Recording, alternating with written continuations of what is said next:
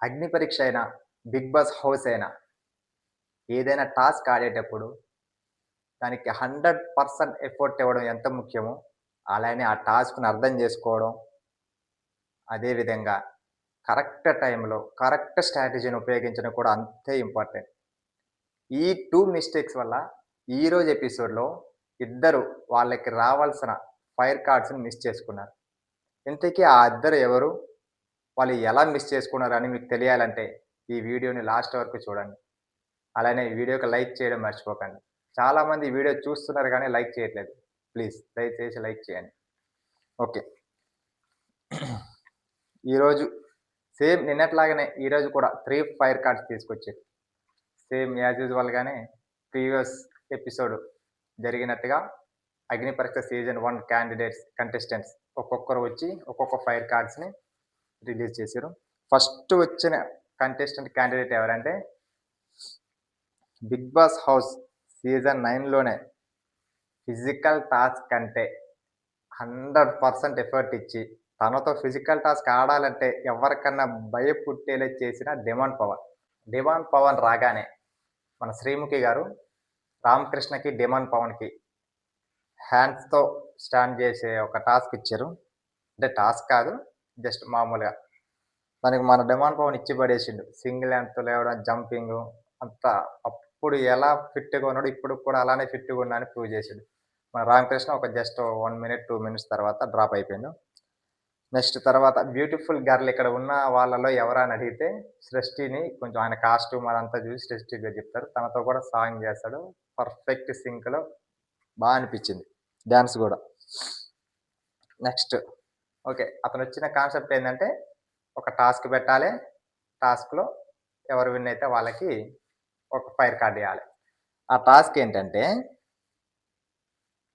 First ఈ టాస్క్‌కి కావాల్సింది ఇద్దరు. ఆ ఇద్దరిని ఎవరెవరు అనేది మన డిమాండ్ పవన్‌ని సెలెక్ట్ చేయమంటే, సృష్టిని, రామకృష్ణని సెలెక్ట్ చేస్తాడు. వాళ్ళిద్దరికి ఇచ్చిన టాస్కు.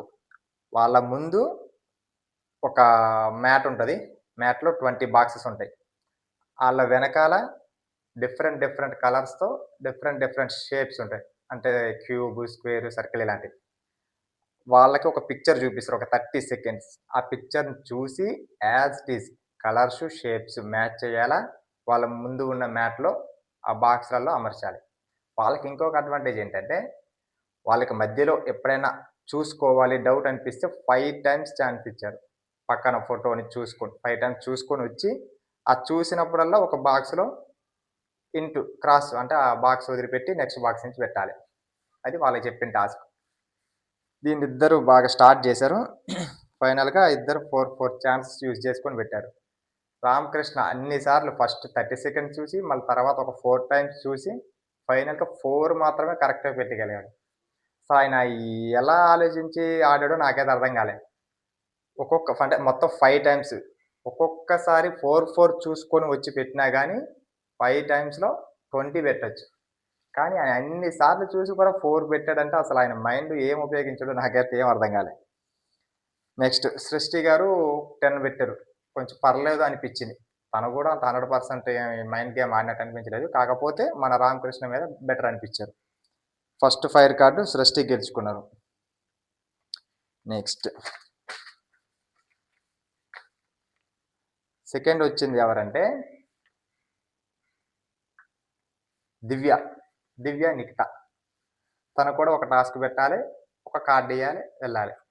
నెక్స్ట్ ఆ టాస్క్‌కి ఎవరెవరిని సెలెక్ట్ చేశారంటే, నెక్స్ట్ ఇంతవరకు అవకాశం రాని ఒక నలుగురున్నారు. వాళ్ళెవరంటే ప్రియ, ఝాన్సీ, భాగి, శాలిని. వీళ్ళల్లో ఈ టాస్క్‌కి ఇద్దరు కావాలి. వాళ్ళిద్దరు ఎవరు వాళ్ళని ఎలా సెలెక్ట్ చేశారంటే, శ్రీముఖి గారు వాళ్ళ నలుగురికి ఒకటిచ్చారు. మీరు మీ స్టాండ్ తీసుకొని పాయింట్ ఆఫ్ వ్యూలో ఆర్గ్యూ చేయండి. ఎవరినైనా నామినేట్ చేస్తూ అని. దానికి నలుగురు ఎఫర్ట్ ఇచ్చారు. కానీ వాళ్ళ నలుగురిలో నాకు శాలిని కాదు. ప్రియ. ప్రియ పర్ఫెక్ట్ పాయింట్ పెట్టి మాట్లాడిందనిపించింది. తను మన నిన్న ఎపిసోడ్‌లో ఎవరు అపూర్వ గారు చేసిన దాన్ని సంచాలక్ చేసిన చిన్న మిస్టేక్స్ గురించి మాట్లాడారు. ఓకే. అదొక్కటి నాకు ఇంప్రెస్ అనిపించింది. దివ్య గారు కూడా సేమ్ అదే రీజన్ తోటి తనని సెలెక్ట్ చేశారు. స్టాండ్ కరెక్ట్‌గా మాట్లాడి తీసుకున్నారని. ఇంకొకరిని సెలెక్ట్ చేయాలి కాబట్టి భాగ్యని సెలెక్ట్ చేశారు. ఇద్దరికి ఇచ్చిన టాస్క్ ఏంటంటే, వాళ్ళ ముందు ఒక టేబుల్ పెట్టారు. టేబుల్ మీద కొన్ని ఐటెమ్స్ ఉన్నాయి. ఆ ఐటెమ్స్‌లో ఒకదాన్ని అంటే ఇలా చేతులతో మెజర్ చేసి, అలా ఆ అంచనా ప్రకారం ముందు టైర్స్ ఉన్నాయి. టైర్స్ నుంచి దాటుకుంటూ ఒక డోర్ ఉంటది. డోర్‌ని తీసి లోపలికెళ్ళి అవతల సైడ్ స్కేల్ కాడ మెజర్ చేసి ఎంతుందో ఎక్స్‌పెక్ట్ జేసి చెప్పాలి. అది పక్కన మీద బోర్డ్ మీద నోట్ జేస్తారు. అలా one by one, one by one చేశారు. ఫస్ట్ చేసిన ఐటెమ్ ఏంటంటే హ్మ్.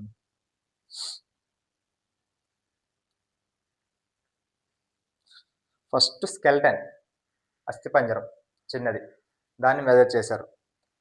దానికి ఎగ్జాక్ట్‌గా ప్రియా చెప్పింది 9.3, Bhagi 11.1. Next second item guitar. గిటార్‌కి ప్రియా చేసిన measure 38. Next Bhagi 30.9. And third one ఒక బోన్, చికెన్ బోనో ఏదో ఒక బోన్. దానికి ప్రియ 12.1 మెజర్ చేశారు. భాగి 13.1. నెక్స్ట్ ఫోర్త్ ఐటెమ్ వచ్చేసి షూ. షూని ప్రియ 12.1 మెజర్ చేస్తే ప్రియ 13.9, భాగి 14.1 అని చెప్పారు. నెక్స్ట్ ఫిఫ్త్ ఐటెమ్ ద్రాక్ష పండ్ల కొన్ని ఉంటాయి కదా, ద్రాక్ష పండ్లు పెట్టారు అక్కడ ప్లాస్టిక్‌కి. దాన్ని మెజర్ చేస్తే ప్రియ చెప్పింది 13.5, భాగి 12.5 అని మెజర్ చేసి పెట్టారు. అండ్ లాస్ట్ సిక్స్త్ ఐటెమ్ అక్కడ క్వెషన్ మార్క్ పెట్టారు. ఏం ఐటెమ్ లేదు కాబట్టి, అంటే గెస్ చేయమన్నారు ఏంటనేది. వాళ్ళ గెస్ ప్రకారం అక్కడ లాస్ట్ మిగిలింది టేబులే కాబట్టి టేబుల్‌ని మెజర్ చేస్తే ప్రియా చెప్పింది 60 అని, భాగి 71.5 ఇంచెస్ మధ్య. ఇంచెస్సా? సెంటీమీటర్ ఏదో ఒకటి. సరే. మధ్యలో వీళ్ళని డిస్టర్బ్ చేయడానికి జ్యూరీ చిన్న చిన్న కామెడీ వాళ్ళని ఏదో ఒక రకంగా చెడగొట్టాలని చేశారు. మొత్తం టాస్క్ మొత్తం కామెడీగా నడిచింది. అండ్ ఫైనల్‌గా విన్నర్ ఎవరైందంటే 6 ఐటెమ్స్‌లా ఇద్దరు ఇది 3 ఈచ్ వన్ సమానంగా చెప్పారు. ఒక 3 ఐటెమ్స్ ఏమో ప్రియా చెప్పింది, 3 ఐటెమ్స్ ఏమో భాగి చెప్పారు. డ్రా చేశారు ఇద్దరే కలిసి. అప్పుడేం చేశారు, మళ్ళీ ఇంకొక ఐటెమ్ ఇచ్చారు. సుత్తెనిచ్చి దీన్ని ఎవరైతే మెజర్ చేస్తారో వాళ్ళు ఫైనల్ విన్నర్ అని అనౌన్స్ చేశారు.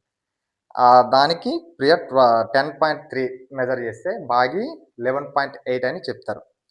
అండ్ ఫైనల్‌గా దాని మెజర్‌మెంట్ ఏంటంటే 11.5. సో, భాగి 11.8 చెప్పారు కాబట్టి దగ్గరలో ఉన్నది కాబట్టి Baaghi is the winner. So, second fire card Baaghi గెలుచుకున్నారు. ఈ ఫైర్ కార్డ్ ఏంటంటే బ్లాంక్ కార్డ్ ఇది కూడా.